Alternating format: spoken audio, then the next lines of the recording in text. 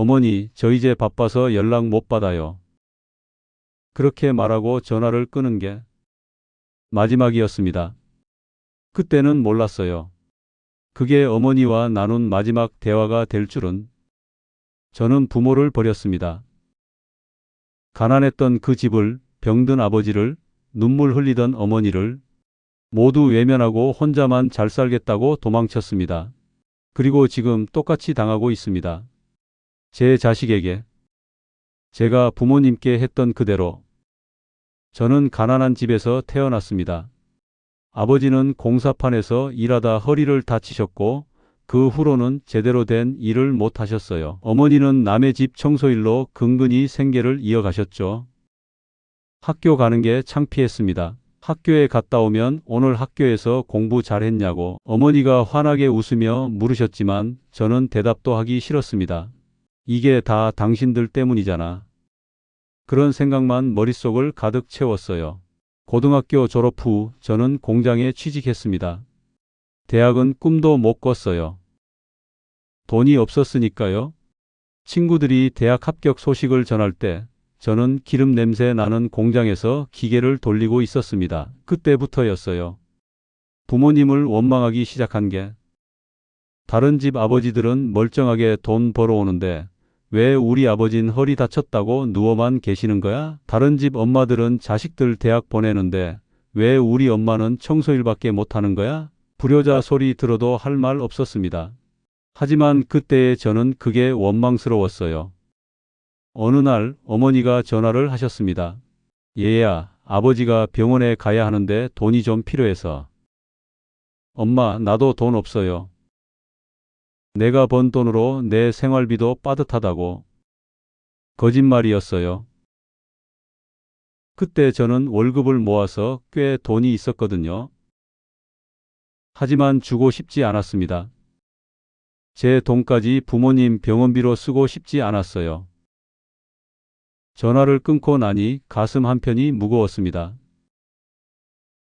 하지만 곧 그 마음도 묻어버렸죠. 나는 나를 위해 살아야 해. 그렇게 스스로를 합리화했습니다. 20대 후반 저는 작은 사업을 시작했습니다. 공장을 다니며 모은 돈으로 중고차 판매업을 시작했어요. 처음엔 힘들었지만 점점 자리를 잡아가기 시작했습니다. 그러자 부모님께서 더 자주 연락하셨어요. 얘야, 사업 잘 되니? 아버지 약값이 좀 필요한데? 집 보일러가 고장 났는데 고칠 돈이 없어서. 처음엔 어쩔 수 없이 몇 번 돈을 보내드렸습니다. 하지만 점점 짜증이 났어요. 언제까지 이렇게 살아야 하나? 나도 내 미래를 위해 돈을 모아야 하는데. 그때부터 핑계를 대기 시작했습니다. 엄마, 지금 사업이 안 좋아서 나도 힘들어요. 아버지, 제가 지금 돈이 묶여 있어서 당장은 어려워요. 거짓말에 거짓말을 더했습니다. 실제로는 사업이 잘 되고 있었거든요. 어느 날 어머니가 울먹이며 전화하셨어요. 용서가 미안하다. 내가 이렇게 힘든데 엄마가 자꾸 부담을 주는 것 같아서. 그 목소리가 너무 서럽게 들렸습니다. 하지만 저는 차갑게 대답했어요. 엄마, 저 바빠요. 나중에 전화할게요. 그리고 전화를 끊었습니다. 가슴이 아팠습니다. 하지만 그 아픔보다 제 욕심이 더 컸어요. 나는 더 잘 살아야 해. 이 가난에서 벗어나야 해. 30대 초반 저는 제법 돈을 모았습니다. 사업이 크게 번창했고 새 차도 사고 좋은 아파트로 이사도 갔어요. 주변 사람들이 부러워할 만한 삶이었죠. 그리고 그때 저는 결심했습니다.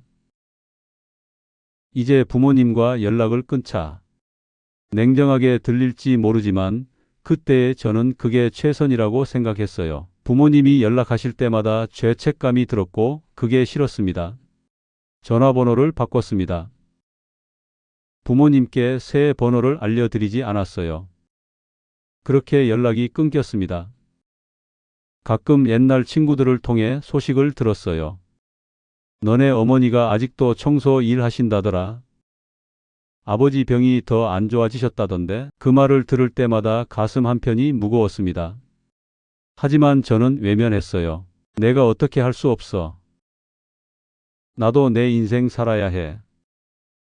그렇게 스스로를 달랬습니다. 어느 날 고향 친구에게서 연락이 왔습니다. 야, 너 어머니 돌아가셨어. 장례식이라도 와야 하는 거 아니야? 그 순간 머릿속이 하얘졌습니다. 어머니가 돌아가셨다고? 친구가 말했습니다. 내 어머니 병원도 제대로 못 가고 집에서 돌아가셨어. 마지막까지 내 이름 부르셨다더라. 전화를 끊고 한참을 멍하니 앉아 있었습니다. 가야 하나? 가지 말아야 하나? 결국 저는 가지 않았습니다. 지금 가면 뭐가 달라질까? 이미 돌아가셨는데? 스스로에게 변명했어요. 하지만 진짜 이유는 따로 있었습니다. 무서웠습니다. 부모님을 버린 제 자신이, 그 죄책감이, 그 모든 게 너무 무서웠어요. 그렇게 어머니의 장례식에도 가지 않았습니다. 그리고 2년 후 아버지도 돌아가셨습니다. 역시 가지 않았어요. 그렇게 저는 부모님과의 인연을 완전히 끊었습니다. 당시에는 그게 최선이라고 생각했어요. 하지만 지금 생각하면 그건 최악의 선택이었습니다. 30대 중반 저는 사업으로 큰 돈을 벌었습니다. 중고차 판매업에서 시작해서 이제는 여러 매장을 운영하는 사업가가 되었어요. 통장에는 수억이 들어왔고 고급 외제차를 몰고 다녔습니다. 그리고 결혼도 했어요. 아내는 저보다 학벌도 좋고 집안도 괜찮은 사람이었습니다. 솔직히 제가 돈이 없었다면 만나기 힘든 상대였죠. 결혼식 날 친구 하나가 물었습니다. 야, 부모님은 안 모시냐? 응, 돌아가셨어. 짧게 대답하고 넘어갔습니다. 그게 거짓말은 아니었지만 마음 한편이 불편했어요. 아내는 제 과거에 대해 별로 묻지 않았습니다. 그게 오히려 편했어요. 이제 나는 새로운 인생을 사는 거야. 과거는 묻어두자.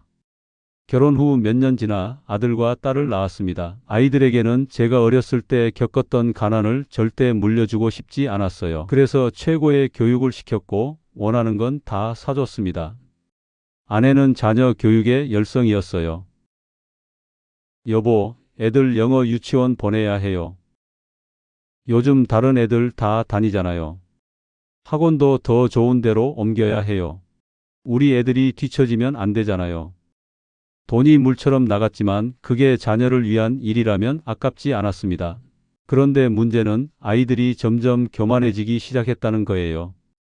아이들은 점점 더 요구사항이 늘었고 자신들이 누리는 모든 것이 당연한 권리처럼 여기기 시작했습니다. 어느 날 아내와 대화하던 중 실수로 제 과거 이야기가 나왔습니다. 여보, 그러고 보니 친정 부모님 얘긴 많이 하는데 당신 부모님 얘긴 한 번도 안 하네요? 순간 말문이 막혔습니다. 일찍 돌아가셔서 그래도 산소라도 가야 하는 거 아니에요? 아니야, 괜찮아. 신경 쓰지 마. 아내는 더 이상 묻지 않았어요. 하지만 그날 이후로 계속 신경 쓰였습니다. 만약 아내가 진실을 알면 어떻게 생각할까? 제가 부모를 버렸다는 걸 알면 저를 어떻게 볼까요? 그 생각만 해도 두려웠습니다. 어느 날 고향 근처를 지나가게 되었습니다. 사업 때문에 그쪽을 갈 일이 생겼거든요. 차를 몰고 가는데 옛날 살던 동네가 보였습니다. 그냥 지나가자. 마음속으로 다짐했지만 차는 저도 모르게 그쪽으로 향했어요. 동네는 많이 변해 있었습니다. 옛날 살던 집은 이미 철거되고 새 건물이 들어서 있었어요. 그때 할머니가 된 옛날 이웃 한 분을 마주쳤습니다. 어머, 너 아무개 아들 아니니? 네, 안녕하세요. 어휴, 내 부모님 참 불쌍하셨어. 아들 한 번 못 보고 돌아가시고. 할머니의 말에 가슴이 철렁 내려앉았습니다. 마지막까지 내 이야기만 하셨어. 우리 아들 잘 살고 있겠지. 그러시면서 병원도 못 가시고. 더 이상 듣고 싶지 않았습니다. 죄송해요, 할머니. 급한 일이 있어서 먼저 갈게요. 차에 타서 빠르게 그곳을 벗어났습니다. 하지만 할머니의 말이 계속 귓가에 맴돌았어요. 마지막까지 내 이야기만 하셨어. 집에 돌아와서도 기분이 가라앉지 않았습니다. 저녁을 먹다가 아내가 말했어요. 여보, 엄마가 다음 주에 오신대. 용돈 좀 드려야 할 것 같아요. 응, 알았어. 그리고 애들 학원비도 내야 하고 다음 달에 가족여행도 가야 하잖아요. 돈 이야기만 나왔습니다. 그때 아들이 물었어요. 아빠, 우리는 왜 할아버지, 할머니가 없어? 순간 숨이 막혔습니다. 돌아가셨어. 친구들은 할아버지, 할머니가 네 분인데, 그래, 미안하다. 아들은 더 이상 묻지 않았지만 그 질문이 제 가슴에 비수처럼 꽂혔습니다. 그날 밤 잠이 오지 않았어요. 나는 부모를 버렸고 이제 내 자식들도 나를, 아니, 그런 일은 없을 거라고 스스로를 다독였습니다. 나는 애들한테 잘해주고 있잖아. 돈도 많이 쓰고 원하는 거 다 사주고. 하지만 마음 한편이 불안했어요. 40대가 되자 저는 더 교만해졌습니다. 사업은 계속 번창했고 재산도 엄청나게 불어났어요. 주변에서는 성공한 사업가로 저를 추켜 세웠죠. 자네 정말 대단해. 맨손으로 여기까지 오다니. 부모 덕 없이 이렇게 성공한 사람 처음 봐. 그 말들이 기분 좋았습니다. 그래, 나는 부모 덕 없이 여기까지 왔어. 나 혼자 힘으로 이룬 거야. 하지만 그 교만이, 그 자만심이 훗날 제게 독이 될 줄은 몰랐습니다. 아내와 자녀들도 점점 더 물질적인 것에 집착했어요. 저는 애들이 원하는 걸 다 들어줬습니다. 내가 돈을 많이 벌면 가족이 나를 사랑할 거야. 그렇게 믿었으니까요. 하지만 그건 착각이었습니다. 사랑이 아니라 의존이었어요. 저를 사랑한 게 아니라 제 돈을 사랑한 거였습니다. 그리고 그 돈이 사라지는 순간 그들도 저를 버렸습니다. 지금 생각하면 그때가 제 인생의 정점이었습니다. 돈도 많고 가족도 있고 성공한 사업가로 인정받고. 하지만 그 모든 게 모래성이었어요. 한순간에 무너질 수 있는. 그리고 정말로 무너졌습니다. 제가 부모님께 했던 그대로 제 자식들도 저에게 똑같이 했습니다. 아빠, 이제 바빠서 연락 못 받아요. 그 말을 들었을 때 저는 깨달았습니다. 아, 이게 어머니가 느꼈던 고통이구나. 50대 중반 제 몸에 이상이 생기기 시작했습니다. 처음엔 가벼운 현기증이었어요. 병원에 가니 고혈압이라고 했습니다. 스트레스를 줄이시고 술과 담배를 끊으세요. 의사의 말을 들으면서도 저는 대수롭지 않게 생각했어요. 이 정도쯤이야. 약 먹으면 되겠지.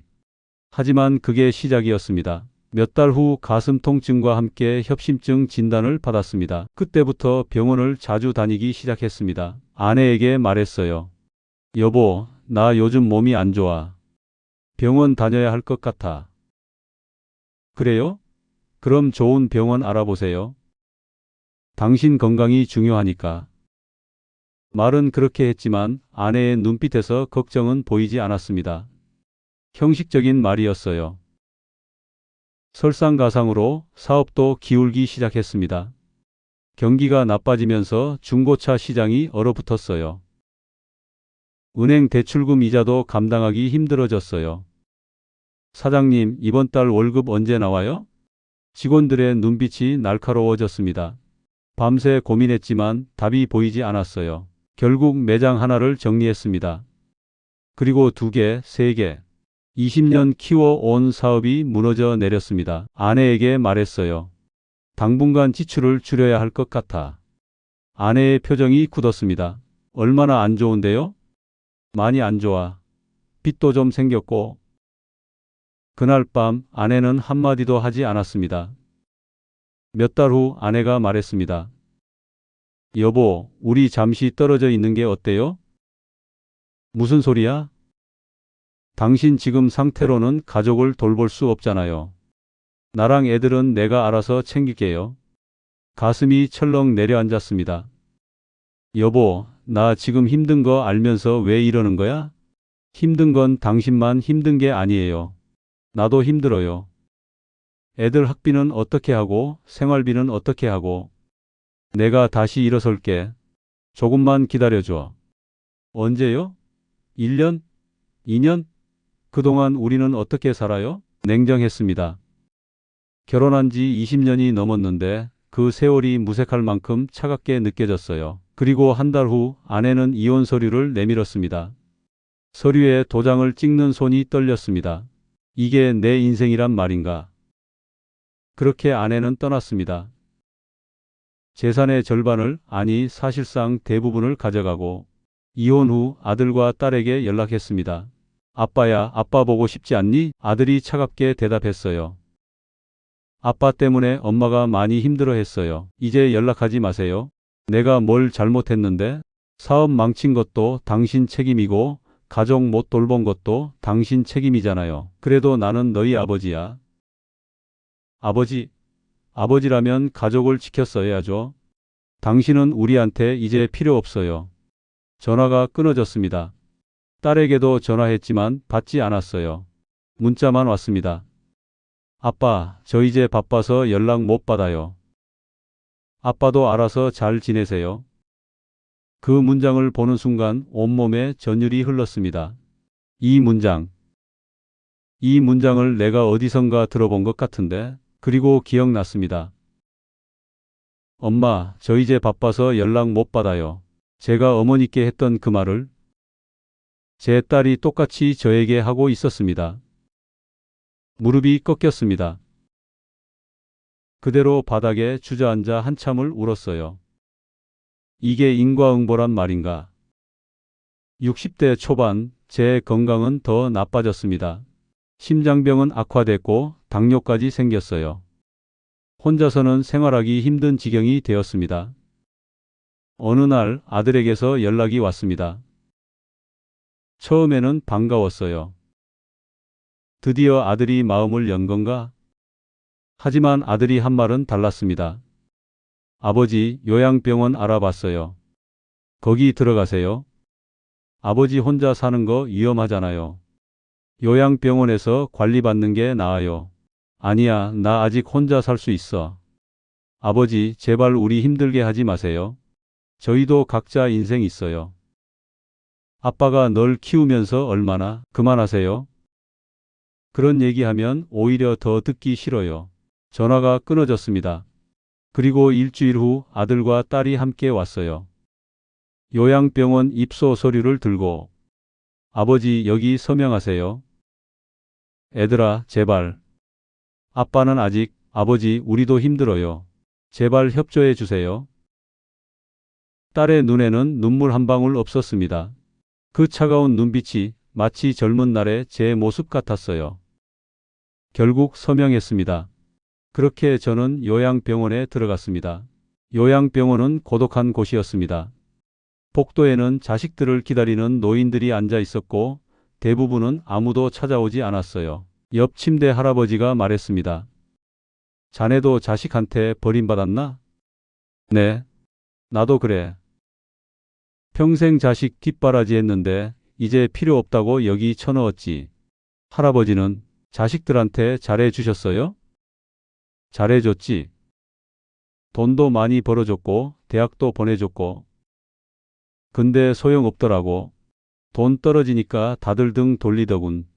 그 말을 듣는데 제 가슴이 먹먹해졌습니다. 다른 할머니도 말했어요. 나는 아들한테 집까지 다 줬어. 그랬더니 며느리가 나한테 나가라고 하더라고. 내 집인데? 손자는 안 보러 오세요? 손자? 그 애는 할머니가 누군지도 모를걸? 얼굴도 본 지 몇 년 됐는지 모르겠네. 요양병원에는 그런 이야기들로 가득했습니다. 자식에게 버림받은 노인들의 한숨과 눈물. 그리고 저는 깨달았습니다. 나도 부모님께 이랬구나. 그때 부모님의 심정이 어땠을까요? 이제야 조금 알 것 같았습니다. 요양병원에는 매주 면회 시간이 있었습니다. 다른 노인들의 가족이 찾아올 때 저는 침대에 누워 천장만 바라봤어요. 할아버지, 오늘 손자 왔어요. 보러 오세요. 할머니, 딸이 과일 사왔대요. 복도가 시끄러웠지만 제 방은 조용했습니다. 아들도 딸도 오지 않았어요. 명절에도 생일에도. 처음에는 기다렸습니다. 이번엔 올 거야. 하지만 시간이 지날수록 그 기대는 무너졌어요. 어느 날 간호사가 물었습니다. 할아버지, 가족분들한테 연락해 볼까요? 아니요. 괜찮아요. 그래도 명절인데 애들 바빠요. 저 때문에 힘들게 하고 싶지 않아요.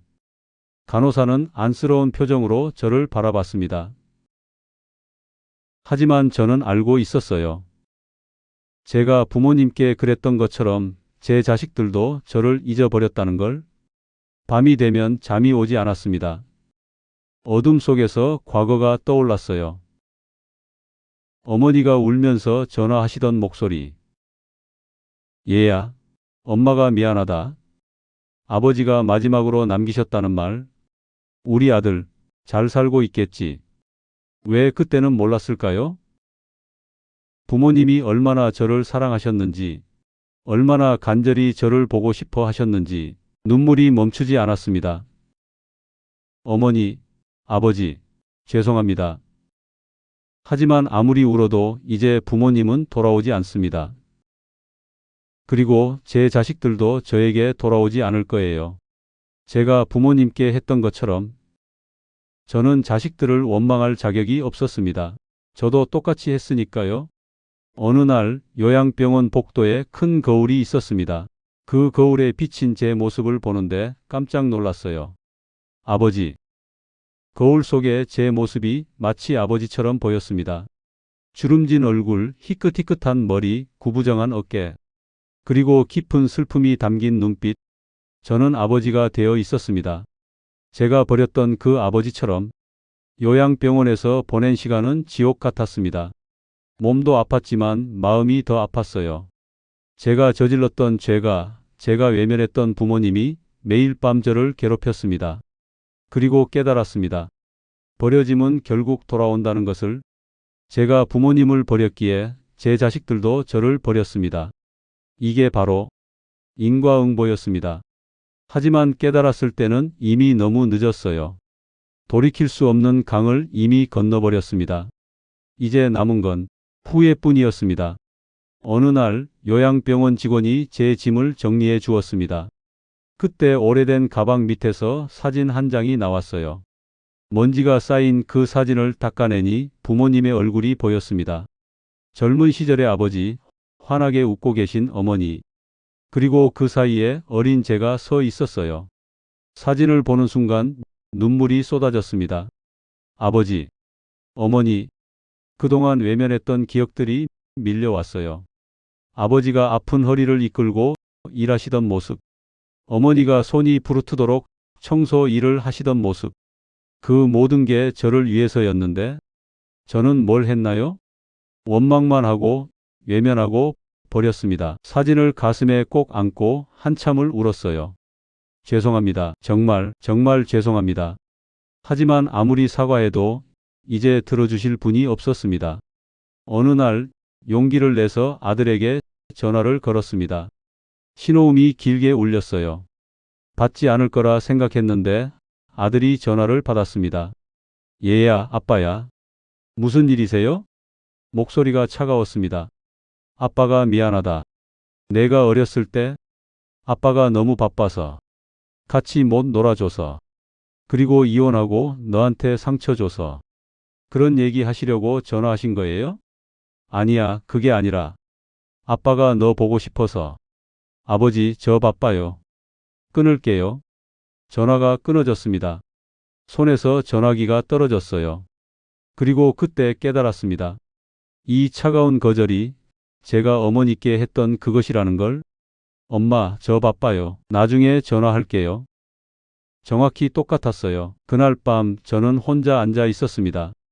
텅 빈 요양병원 방에서. 아무도 찾아오지 않는 이곳에서. 벽에는 시계가 째깍째깍 소리를 내고 있었고 복도에서는 다른 노인들의 기침 소리가 들렸어요.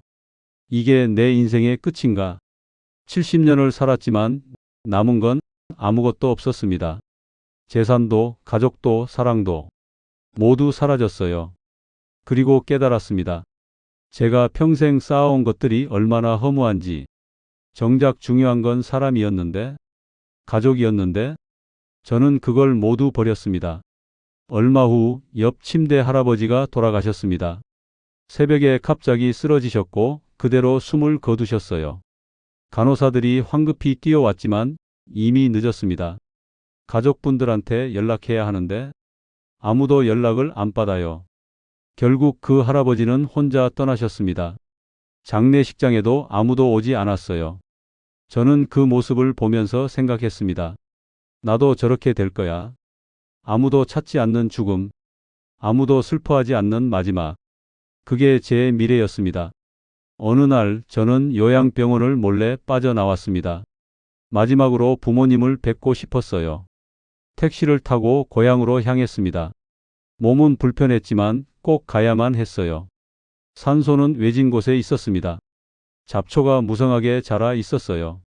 내가 이렇게 방치했구나. 무릎을 꿇고 앉았습니다.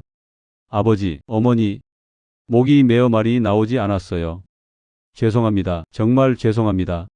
제가 너무 못난 자식이었습니다. 이제야 깨달았어요. 얼마나 저를 사랑하셨는지, 얼마나 힘들게 저를 키우셨는지. 이제 저도 똑같이 당하고 있어요. 제 자식들이 저를 버렸어요. 한참을 울었습니다. 하지만 아무리 울어도 부모님은 대답해 주시지 않았어요. 저는 알고 있습니다. 다음이란 건 없다는 걸, 제 시간이 얼마 남지 않았다는 걸, 왜 그때 부모님께 잘해드리지 못했을까? 왜 마지막이라도 얼굴을 보러 가지 않았을까? 얼마 후 제 건강은 급격히 나빠졌습니다. 심장이 더 이상 버티지 못했어요. 의사가 말했습니다. 가족분들한테 연락하는 게 좋겠습니다. 간호사가 아들과 딸에게 전화했지만 역시 받지 않았어요. 가족분들이 연락이 안 되네요. 괜찮습니다. 그럴 줄 알았어요. 오늘도 저는 아무도 찾아오지 않는 병원 침대에 누워 천장을 바라보고 있습니다. 저는 비록 후회로 얼룩진 어리석은 삶이었지만 여러분들은 지혜롭고 아름다운 삶을 살아가시기 바랍니다. 지금까지 긴 이야기 들어주셔서 감사합니다.